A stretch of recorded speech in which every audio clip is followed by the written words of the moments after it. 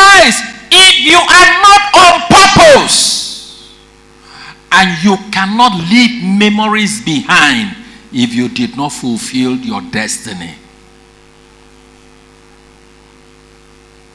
My prayer for us is to go back to the foundation. A crisis erupted. And everyone was mandated to call upon his God. And there was a sleeper at the base of the ship. I pray for you that you will not live in this world a sleeper. Who is a sleeper? A sleeper is someone that pretentiously or otherwise, either pretentiously or ignorantly or lazily ignores to discover the things he needs to know about himself. One who deliberately stole away from destiny purpose. One who placed the ostrich, you know the ostrich? Hides his head in the sand and said, as far as my head is hidden in the sand, I am less concerned about the things around me. But forgets that it's only the head that is in the sand. The entire body is outside. When your body is burnt, your head will come out of the sand. Many of us are playing ostrich. We refuse to take responsibility to discover who we are. We refuse to take responsibilities in fashioning out what purpose we came to fulfill.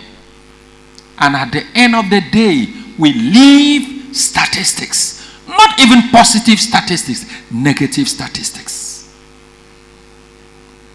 What is statistics? Number.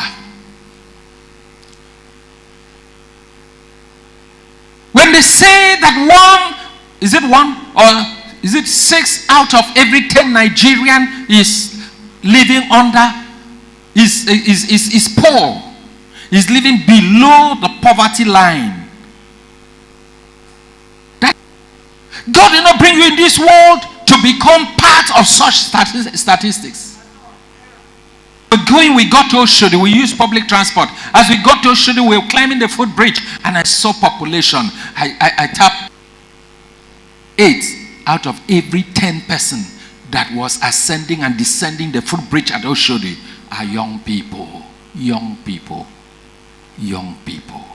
That is supposed to be an advantage. Am I talking to somebody? But when I take another look, I found that not only that the young people outnumber the old people, the mature people that I see, they are looking as if they escaped from prison. These are people, that's why you cannot afford to be a sleeper. In the midst of crisis, you must arise. When there is a need for action, you must be part of those that are looking for solution and not those who are compounding the problem.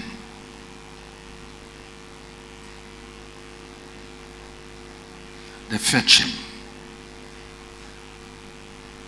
What is your name? And if I ask you, what is your name? What is your name? What is your name? Ordinarily, your name is the name your parents gave to you. But can I tell you something? You have a name before your parents gave you a name. Are we together? God said to Jeremiah, before you were formed in your mother's womb, I knew you. Before you were born into this world, I have already given you a purpose and a destiny.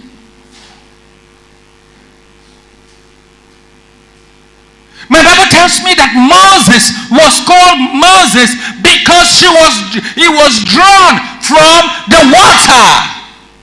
And do you think that was his name? That could not have been his name. Moses is a deliverer. Am I talking to somebody?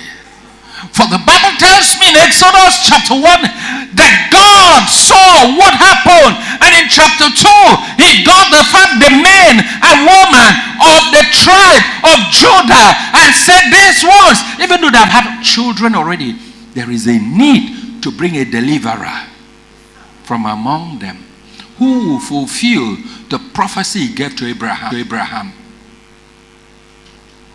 Your seed shall be in captivity for 400 years. And after that I will deliver them. 100 years. And after that I will deliver them. And I will spoil the captors and enrich the people. They shall not go home empty-handed. That was God's prophecy. 400 years was on the dot when Moses was born. 30 years to 400 years he was born, which was the right time to prepare him. So he came on purpose. His name could not have been Moses. Can I talk to somebody? Circumstances must not give you a name. When you rise by the name circumstances give to you, you are bound to miss your purpose. Situation must not give you a name. Condition must not give you a name. Fear must not become your name. What defines your name? Your name is defined by your maker. I don't know any manufacturer that brings up a product without branding. Oh, please give me that bottle of water. Give me this. Who can tell me what is this? This is what? This is water. But if you go to any shop and say, I want to buy water, won't they ask you what type of water?